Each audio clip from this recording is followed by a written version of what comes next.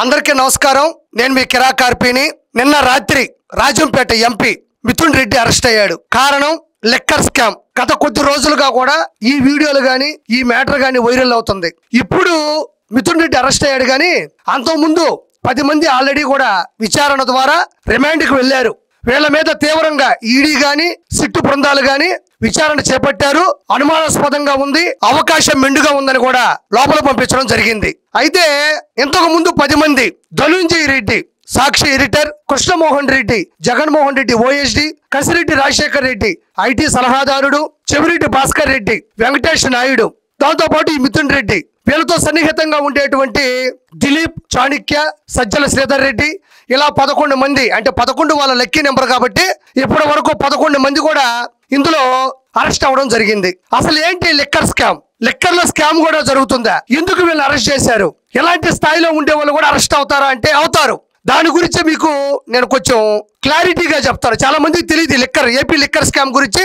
వేల కోట్ల రూపాయల లూటీ జరిగింది, దందా జరిగింది, వాళ్ళ ఆస్తుల రూపంలో మలుచుకున్నారన్న విషయం చాలా మందికి తెలియదు. కాబట్టి దాని గురించి నేను చెప్తాను, కొంచెం ఓపికగా వినండి. జగన్మోహన్ రెడ్డి 2019కు ముందు నేను గెలిచిన వెంటనే అధికారంలోకి రాగానే విడతల వారీగా మద్యపాన నిషేధం చేస్తాను, 2024 లోపు సంపూర్ణ మద్యపాన నిషేధం చేస్తానని హామీ ఇవ్వడం జరిగింది. గెలిచిన తర్వాత హామీని పక్కన పెట్టి కమిషన్ల మీద పడి మద్యం పాలసీని ఇంకొక రకంగా వ్యతిరేకిస్తూ మద్యాన్ని కల్తీ చేసి లిక్కర్ అమ్మడం జరిగింది. మద్యాన్ని పూర్తిగా కల్తీ చేస్తూ లిక్కర్ అమ్మడం కూడా జరిగింది. ఈ లిక్కర్ కల్తీ వల్ల 30,000 మంది చనిపోయారు. 35 లక్షల మందికి పైగా లివరు, కిడ్నీలు చెడిపోయి ఆసుపత్రి పాలయ్యారు. ఇప్పటికీ కూడా ప్రాణంతో పోరాడుతూ ఉన్నారు వాళ్ళు. ఎలా ఈ లిక్కర్ స్కామ్ జరిగింది? గతంలో జాతీయ, అంతర్జాతీయ కంపెనీలు ఉండేటివి, వాటిని డిస్టిలరీస్ అంటారు. అంటే మద్యాన్ని ఉత్పత్తి చేసేటువంటి కేంద్రం, కర్మాగారాలు, పరిశ్రమల్ని డిస్టిలరీస్ అంటారు. వాటిలో చాలా నాణ్యత ఉంటుంది, ఒక ఫార్ములా ఉంటుంది, ఒక థియరీ ఉంటుంది. ప్రజల ప్రాణాలతో చెనగాటం ఆడే విధంగా ఏ మూలకాలు, ఏ మూలికలు, ఏ వ్యర్థ పదార్థాలు కూడా కలపరు. ఒక నాణ్యత ఉంటుంది. అందులో మార్జిన్, ఒక బీర్ అయినా, ఏ వోడ్కా అయినా, ఏ వైన్స్ అయినా, ఏ బ్రేజర్ అయినా, ఏ బ్రాండీ అయినా ఒక 10-15 రూపాయలు మాత్రమే మార్జిన్ ఉంటుంది. అది మాత్రం ప్రభుత్వానికి దక్కుతుంది. కానీ మనం 10-15 రూపాయలు మిగిలితే ఒప్పదు కదా. మనం ఏదైనా చేసి 90 రూపాయలు మిగిల్చుకోవాలి. కాబట్టి ఆ డిస్టిలరీస్ ఏదైతే కంపెనీలు ఉన్నాయో వాటన్నిటినీ కూడా గన్ను పెట్టి బెదిరించి చంపిపోయి వాళ్ళని కిడ్నాపులు చేసే పరిస్థితికి తీసుకెళ్లి ఆ కంపెనీలన్నింటినీ కూడా ఓన్ చేసుకొని స్వతహాగా వీళ్ళ మనుషుల చేత నాసిరకమైన ఫార్ములా కావచ్చు, థియరీ కావచ్చు, వాటిని ప్రవేశపెట్టి ఏదైతే 100 రూపాయలు ఉంటుందో 10 రూపాయలు మాత్రమే మార్జిన్ ఉండే సందర్భాల నుంచి 90 రూపాయల మార్జిన్ వచ్చే విధంగా వాళ్ళు కల్తీ చేసి వాటిని జనాల్లోకి పంపించడం జరిగింది. ఫర్ ఎగ్జాంపుల్, పాత రోజుల్లో మంచి బ్రాండీ కానీ, విస్కీలు కానీ, వోడ్కాలు కానీ, అంటే నేను పదే చెప్పడం అని కాదు, స్కామ్ అదే కాబట్టి చెప్పాల్సి వస్తుంది. వాటన్నిటిని కూడా పక్కన పెట్టి నాణ్యమైనటువంటి మద్యాన్ని పక్కన పెట్టి నాసిరకమైన మద్యాన్ని ప్రవేశపెట్టాడు జగన్మోహన్ రెడ్డి. వాటిని జే బ్రాండ్స్ అంటారు. వాటిలో స్పెషల్ స్టేటస్ కావచ్చు, 9 హార్సెస్ కావచ్చు, 3 క్యాపిటల్స్ కావచ్చు, బూమ్ బీర్లు కావచ్చు. అంటే అతను తాడేపల్లి ప్యాలెస్లో కూర్చొని తాగేటప్పుడు ఏదైతే నోటుకు వస్తుందో, ఏదైతే మైండ్కి వస్తుందో వాటి పేర్లు పెట్టి ఒకటే స్పిరిట్, నీళ్లు, కలరు, బాటిలు, స్టిక్కరు, అంతే. అది 1000 రూపాయల బ్రాండ్ అయినా, 1,00,000 రూపాయల బ్రాండ్ అయినా, 10,000 బ్రాండ్ అయినా, ఏదైనా సరే ఖర్చు మాత్రం ఒకటే, కంటెంట్ ఒకటే. ఏదైతే మనం తీసుకుంటాం బాటిల్, దాని ఆకారం మాత్రం మారుతుంది అంతే.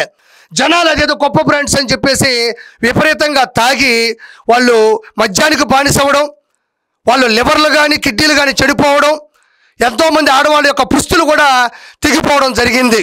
ఇది మునిపెన్నడూ ప్రపంచంలో ఎక్కడా కూడా ఈ లిక్కర్ స్కామ్ జరగలేదు. మద్యం మీద కేసుల మీద 250 రూపాయల మార్జిన్, బీర్ల మీద 150 రూపాయల మార్జిన్, ఇలా అన్ని మద్యాల మీద కూడా మార్జిన్ ఎక్కువగా పెట్టుకొని కేసుల మీద వేల కోట్ల రూపాయలను కూడా లూటీ చేయడం జరిగింది. సామాన్య ప్రజల ప్రాణాలని హరింపజేస్తూ, బాధ పెడుతూ, వాళ్ళు చచ్చిపోతున్నా కూడా వెకిలిగా నవ్వుతూ కూడా వేల కోట్ల రూపాయలని వీళ్ళు దంచడం జరిగింది.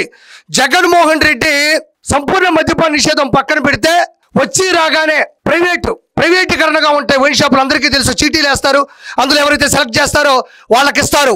కానీ జగన్మోహన్ రెడ్డి ప్రైవేటీకరణ పక్కన పెట్టి గవర్నమెంట్కే వాటిని చేతిలోకి తీసుకొని వాళ్ళ మనుషుల్నే పెట్టి డిజిటల్ ప్రాసెస్ అంటే దానికి ఒక అకౌంట్ ఉండదు, దానికి ఫోన్పే, గూగుల్ పే ఎలాంటి ఆధారితమైన ఈరోజు ఎంత సేల్ అయింది, ఎంత డబ్బులు వేసామనేటువంటి పరిస్థితులు కూడా లేకుండా మద్యం ఎక్కడి నుంచి ఎక్కడికి వెళ్తుంది, ఎక్కడి నుంచి ఎక్కడికి వస్తుంది, ఉత్పత్తి దారుని నుంచి ఇక్కడ వరకు ఎంత మద్యం మన దగ్గరకు వచ్చిందని ఒక సాఫ్ట్వేర్ ఉంటుంది. అంటే ప్రతి మద్యానికి కూడా అవేమీ లేకుండా ఆ సాఫ్ట్వేర్ను కూడా స్పాయిల్ చేసి ఓవరాల్గా కంపెనీలు చేతిలో పెట్టుకొని నాసిరకమైన బ్రాండ్లు వీళ్ళే తయారు చేసి ఇష్టం వచ్చిన పేర్లు పెట్టి మార్జిన్ ఎక్కువ పెట్టుకుని ప్రజల ప్రాణాలను హరింపజేసి వేల కోట్ల రూపాయలు దందా చేశారు. అదే ఏపీ లిక్కర్ స్కామ్, జే బ్రాండ్స్ లిక్కర్ స్కామ్. ఈ లిక్కర్ స్కామ్ వల్ల ఎంతమంది చనిపోయారో నేను ప్రత్యేకంగా మీకు చెప్పనక్కర్లేదు. 2022 ఢిల్లీ లిక్కర్ స్కామ్తో పోలిస్తే ఇది ఎన్నో రెట్లు ఎక్కువ. అది ఇంతే, ఢిల్లీ లిక్కర్ స్కామ్ ఇంత, కానీ ఇది ఇంత. ఆ లిక్కర్ స్కామ్లో నాణ్యత ఉండేది, ఫార్ములా ఉండేది, మంచి బ్రాండ్సే ఉండేటివి, జరిగింది వేరే. కానీ ఇక్కడ అన్ని విధాలుగా కూడా మోసం చేశాడు జగన్మోహన్ రెడ్డి. అయ్యా ఇన్ని వేల కోట్ల రూపాయలు సంపాదించాడు, మరి ఎక్కడికి వెళ్ళాయి అంటారు. అక్కడికే వస్తున్నాను నేను, అక్కడే వీళ్ళు దొరికింది. వీళ్ళు ఈ వచ్చిన డబ్బుల్ని ఏది ఫోన్పే, గూగుల్ పే లేకుండా క్యాష్ పెట్టు, క్యాష్ కొట్టు, క్వార్టర్ పట్టు, తాడేపల్లి ప్యాలెస్ లో ఎట్టు, క్యాష్ పెట్టు, బాటిల్ పట్టు, తాడేపల్లి ప్యాలెస్ లో లెక్కెట్టు. ఇది అప్పట్లో ప్రాసెస్. ఈ డబ్బులు వీళ్ళు ఏం చేశారంటే పుంకాలుగా వేల కోట్ల రూపాయలు వచ్చి పడిపోయేటివి. వీటన్నిటినీ కూడా మన ఏదో టెప్పర్లోనో లేకపోతే వాహనాలు ఉంటాయి కదా కనబడకుండా తాళం వేసుకొని వచ్చేటివి, వాటన్నిటిలో కూడా పెట్టి వాటి డబ్బులు ఏం చేశారంటే ఇంతకుముందు చెప్పాను కదా 11 మంది, వీళ్ళందరి ఆచరణలో, వీళ్ళందరి ఆదరణలో ఈ డబ్బుల్ని కూడా బంగారం కొనుగోలు చేశారు, రియల్ ఎస్టేట్ వ్యాపారం చేశారు, ప్రొడక్షన్ పెట్టి సినిమాలు తీశారు, ప్రముఖ వ్యాపార వాణిజ్య రంగాలకు సంబంధించిన సంస్థల్లో పెట్టుబడులు పెట్టారు, షేర్ మార్కెట్లో పెట్టారు, పెద్ద హాస్పిటల్స్లో పెట్టుబడి పెట్టారు. అదే కాకుండా హైదరాబాదులో సొంతంగా స్థలాలు కొనుక్కున్నారు, బెంగళూరులో స్థిరాస్తులు ఉన్నాయి. ఇవన్నీ పక్కన పెడితే హవాలా గ్యాంగ్ ద్వారా దుబాయ్కి వేల కోట్లు తరలించారు. ఈ రాజకేశ్ రెడ్డి ఐటీ సలహాదారుడు గతంలో ఎవడైతే ఉన్నాడో అతను అనుచరుడు కిరణ్ కుమార్ రెడ్డి అనే వ్యక్తి ద్వారా అతను దుబాయ్లో ఉంటాడు. ఇతను వీసా తీసుకుని 29 సార్లు దుబాయ్కి వెళ్ళడం జరిగింది, కేవలం ఈ హవాలా ద్వారా వచ్చిన డబ్బుల్ని ఎక్కడ పెట్టుబడి పెట్టాలి అన్న విషయం మీద. అదేవిధంగా చెవిరెడ్డి భాస్కర్ రెడ్డి ప్రముఖ అనుచరుడు ఎవరైతే ఉన్నారో వెంకటేష్ నాయుడు, అతను బ్రోకరిజం ద్వారా హైదరాబాద్లో డబ్బులు వేల కోట్లు తరలించి ఇక్కడ పెట్టుబడి పెట్టడం జరిగింది. ఇదే కాకుండా ఆఫ్రికా దేశాలు, ప్రాముఖ్యంగా చెప్పాలంటే జాంబియా, టాంజానియా లాంటి దేశాల్లో కూడా మైనింగ్ చేయడం జరిగింది. షెల్ కంపెనీల ద్వారా డబ్బుల్ని తరలించి డబ్బుల్ని వైట్ మనీగా మార్చి మళ్ళీ చలామణి చేయడం జరిగింది. ఇవన్నీ పక్కన పెడితే రాజకీయాల్లో ఎలక్షన్స్ 6 నెలల ముందే ఈ అమౌంట్ అన్నింటినీ కూడా తరలించి రాజకీయాల్లో వినియోగించడం జరిగింది. దీనికి సూత్రధారి చెవిరెడ్డి భాస్కర్ రెడ్డి అయితే కళ్ళు సైకిల్లో చేపించింది ఎవరైనా ఉన్నా అంటే అది మిథున్ రెడ్డి. వీళ్ళందరూ కూడా జగన్మోహన్ రెడ్డికి తెలుసు, జగన్మోహన్ రెడ్డికి వీళ్ళందరూ తెలుసు. వీళ్ళందరి కళ్ళు సైకిల్లోనే ఇదంతా కూడా జరిగింది. అదేవిధంగా ఈ స్కామ్ అనేది చిన్న చితక విషయం కాదు. ఈరోజు అంటే వాళ్ళు అనుకున్నారు రానున్న 30 సంవత్సరాల్లో మన ప్రభుత్వం ఉంటుంది కాబట్టి ఎవరు మన మీద విచారణ చేపట్టరు, మన మీద ఎలాంటి ఆరోపణలు జరగవు, కాబట్టి నిరూపణలు ఉన్నప్పటికీ కూడా మనం గెలిచేది మనమే కదా అని చెప్పేసి వాటిని చాలా నిర్లక్ష్యంగా వదిలించడం జరిగింది. ఊహించిన పరిణామాలు. చంద్రబాబు నాయుడు గారి యొక్క చరిత్ర మళ్ళీ జనాలకు కావాల్సి వచ్చింది. వచ్చి రాగానే స్పెషల్ ఇన్వెస్టిగేషన్ టీం ఏదైతే ఉందో సిట్ బృందం కావచ్చు, ఈడీ కావచ్చు, 2 రంగంలోకి దిగడం, వీళ్ళందరినీ కూడా లోతుగా విచారించడం, సీక్రెట్గా ఆపరేషన్ చేయడం వల్ల వీళ్ళందరూ కూడా ఒకరికొకరు పొంతం లేని సమాధానాలు చెప్పడం, మాట్లాడుతూ ఉంటే తడబడడం, భయపడడం, వాళ్ళకి వెన్నతో పెట్టిన విద్య వీళ్ళందరినీ పట్టడం కూడా. వీళ్ళందరినీ లోపలేశారు. మిథున్ రెడ్డి చాలా లేటుగా ముందస్తు బెయిల్ కోసం చాలా ట్రై చేశాడు, కానీ కొట్టివేసింది ఈ సిట్టు బృందం. ఈడీ కావచ్చు, వీళ్ళందరూ కూడా 300 పేజీల ఛార్జ్ షీట్ దాఖలు చేశారు కోర్టుకి. అవన్నీ విచారించిన తర్వాత నిన్న 7 గంటల సేపు మిథున్ రెడ్డిని ఇంట్రాగేషన్ తర్వాత ఇది కరెక్టే, ఇతను చేశాడు అని చెప్పేసి రిమాండ్కి పంపించడం జరిగింది. అంటే నేను చెప్పేది 100% కరెక్ట్. జగన్మోహన్ రెడ్డి లోపలికి వెళ్తాడు. ఈ అంతా నడిపించిన ఆధిపత్యం, వీళ్ళందరికీ బాసు, అంతిమ లబ్ధిదారుడు, వీళ్ళందరి కనిసైకిల్లో ఉన్న అత్యుత్తమ స్థానంలో ఉన్నది ఎవరైనా ఉన్నాడంటే అది జగన్మోహన్ రెడ్డే. ఈ 11 మంది లోపలికి వెళ్ళిపోయినారు మహామహులు. ఒకరు ఓఎస్డి, ఒకరు ఐటీ సలహాదారుడు, ఇంకొకరు సాక్షి ఎడిటర్. వీళ్ళందరినీ కూడా విచారించి లోపల పంపించడం జరిగింది. ఇంకా తరువాయి భాగం ఎవరైనా ఉన్నారు అంటే అది జగన్మోహన్ రెడ్డే. జగన్మోహన్ రెడ్డి వల్లే ఇదంతా జరిగింది. కాబట్టి ఇది ప్రజలు కూడా క్షమించరు. ప్రజాస్వామ్యంలో ఎవరు దీన్ని వెనకేసుకొని రారు. కాబట్టి ఇదన్నింటినీ చేయడం జరిగింది. ఇంకొకటి ఏంటంటే, వీళ్ళు చేసినటువంటి ఈ స్కామ్ అనేది భారతదేశం మొత్తం నివిరిపోతుంది, షాక్ అవుతుంది, మొహం మీద దుమ్మెత్తి పోస్తున్నారు. ఇలాంటి స్కామ్ చేస్తారా? మనుషుల యొక్క ప్రాణాలతో చెలగాటం ఆడతారా? ఇది కరెక్ట్ కాదు కదా అని ఇంతకు ముందు ఆయనకు ఓట్లేసినటువంటి వాళ్ళ అభిమానులు కూడా ఈ రోజు చర్చించుకోవడం మొదలెట్టారు. రానున్న రోజుల్లో చంద్రబాబు నాయుడు గారు కూటమి ఓటేసి గెలిపిద్దాం, మన కుటుంబంలో చనిపోయింది కేవలం పుస్తులు దిగిపోయింది, ఆస్తులు అమ్ముకున్నది కేవలం జగన్మోహన్ రెడ్డి వల్ల. సొంత చెల్లిని కన్న తల్లిని బయటపడేసినోడు, బాబాయిని పైకి పంపించిన వ్యక్తికి ప్రజల మీద ప్రేమ ఉంటుందా? ప్రజల ఆడవాళ్ళ యొక్క భర్తల మీద ప్రేమ ఉంటుందా? ఉండదు. కాబట్టి 100% ఈ స్కామ్ లో జగన్మోహన్ రెడ్డి లోపలికి పోబోతూ ఉన్నాడు. దీన్ని ఎవరు క్షమించట్లేదు, అలానే ఎవరు దీన్ని హర్షించట్లేదు.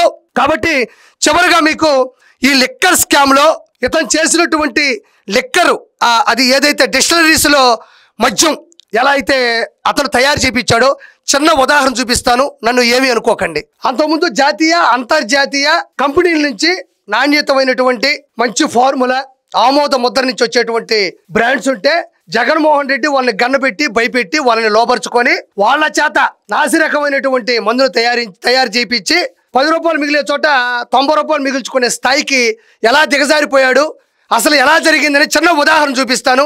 ఇలాంటి చూపించకూడదు, క్షమించండి. బట్ ఇది ఎలాంటి స్కాము, మన కుటుంబాల్లో ఉండే వాళ్ళు కూడా చాలా మంది ఆరోగ్యాన్ని పోగొట్టుకున్నారు అని తెలియాలంటే చెప్పాలి. ఇది చూడండి, ఇది నీళ్లు, ఇది స్పిరిట్. మనం తాగగానే తలకాయ ఊగిపోతుంది చూడు, అది స్పిరిట్. ఈ నీళ్ళల్లో ఈ స్పిరిట్ కలుపుతాడు.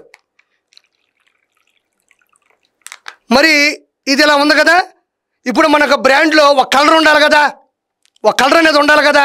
చూడండి, ఇది వేస్తాడు. ఇది వేసిన తర్వాత జస్ట్ ఒక పొల్ల తీసుకొని తిప్పారు. అంటే వాళ్ళ దగ్గర కర్మాగారాలు ఉంటాయి కాబట్టి దేంతో తిప్పారో నాకు తెలియదు. చూడండి, నీళ్లు స్పిరిట్ ఒక కలరు కలిపితే ఇది ఒక బ్రాండ్.